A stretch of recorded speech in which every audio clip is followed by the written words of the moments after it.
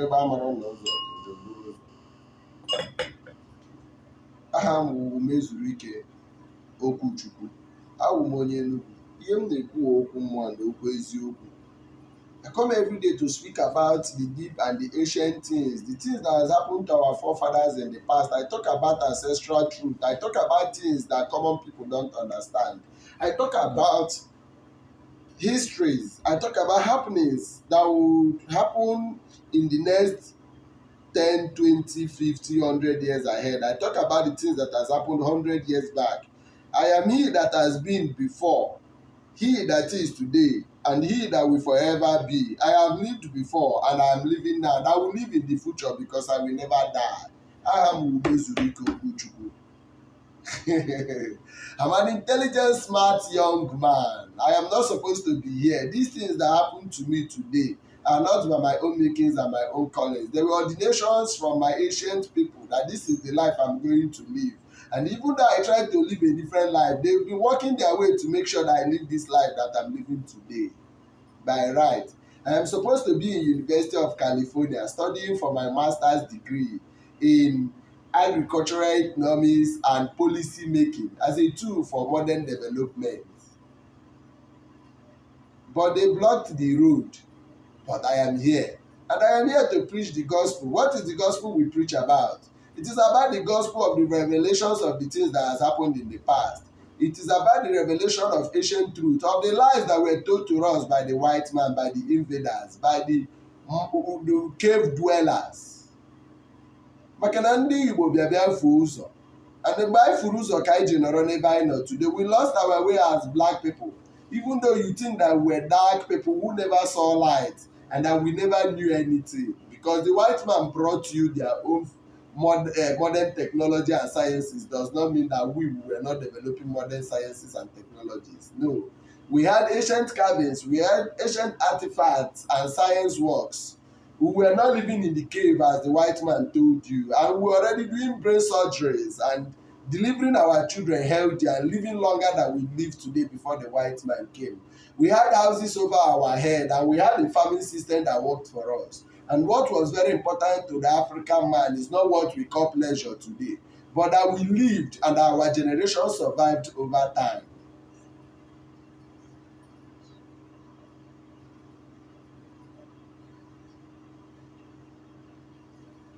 Until the lies came, what broke us? We left the things that made us strong, the things that made us men, and the things that made us African people.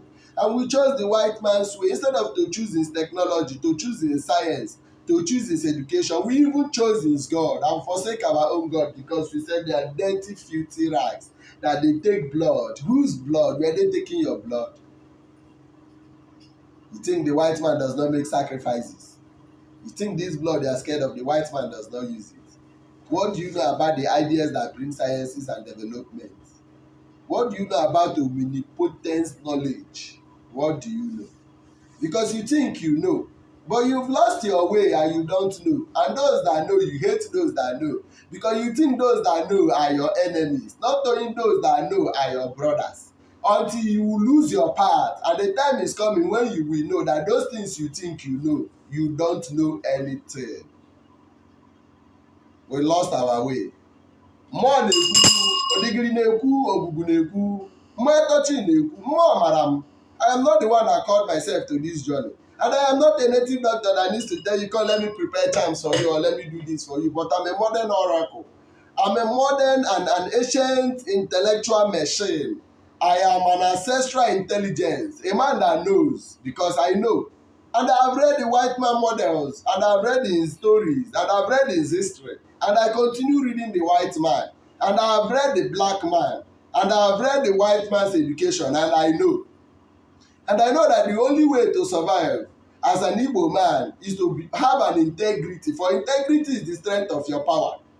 To live by truth. Though even though that I have committed sins in the past, and I have wronged, but I serve a God that does not forgive me every time I go to sin. But a God that holds me accountable to the things I do. For we are not forgiven that we go back to sin. For we were forgiven so that we know the mistakes we made and the path that led us there. But I will live a good life now that is worthy of emulation, because if there will be rapture, of course there will never be rapture. Rapture it is when you die and you come to the realities of life, and you come to the spiritual realm when you know that you lived the wrong life and you were deceived. That is rapture. Because if rapture was supposed to take place, we were supposed to be the first people to leave, because we've learned and we've sworn that we will live by truth and honesty. Igbo, money, wealth, deceit, soft life. We felt that those strong laws that held us, that we should live life by our fault, that the kings who lead us should live by our fault, that those things were too sacred, that they were too this, because we wanted a life that we could sleep with our brother's wife, kill our brother and go to beg God for forgiveness, steal land, steal people's property, go to government, steal, embezzle, thief, pretend to be the angel, become pastors and deceive people and collect 10%, and lie, and then you beg for forgiveness. When we embezzled and acquired so much wealth that we did not teach our children the intrigues, the ethics, the norms, the ways that our children should live, so that they can survive even after us without selling our wealth. We wanted to be known. We wanted to be king of the land where we had our brothers to bondage. We refused to live life that based on the principles of onye bie nwanne ya bie, ndụ mmiri ndụ azụ, si azụ nye anwụ na mana mmiri ya takwana. We started living for ourselves. Greed. The same thing they built to us and gave to us for survival. We want to live in the best house. While our brothers in the villages, some of us don't even go back to villages. Some of you, your uncles have used charms to destroy your village ancestral group. Do you know in the ancient days, do you know your father, my father, his brother, his other brother, like 7 of his brothers, even though they live in Kapachan or they live in Kano or Kaduna, all their children must have born, interrelate, know themselves, come back home and fix home. But these days, even because of your church and your whatever ethnocentric or whatever leanings, you don't even go back home. If you go back home, you go back home only on Christmas, but there is no bond, there is envy, jealousy, even between brothers and brothers. There is division in the land. And Aladema Wurundinse, because we've lost our part, because we think we know. And that thing we know, we don't know, thinking we know, because we follow the white man's way. Because we felt it was survival of individuals. Once you are rich, once you make the money. Who are our children these days? Yahoo. Many of them are looking for how to survive through illegal way, because even the government that should protect and guide and provide for them, the government have been shattered, hijacked by the white man system of illegality. And even the church people support illegality even in government. And it is the church people who crowns rich people, who crowns these bad leaders. The system has failed because we forgot integrity and truth. When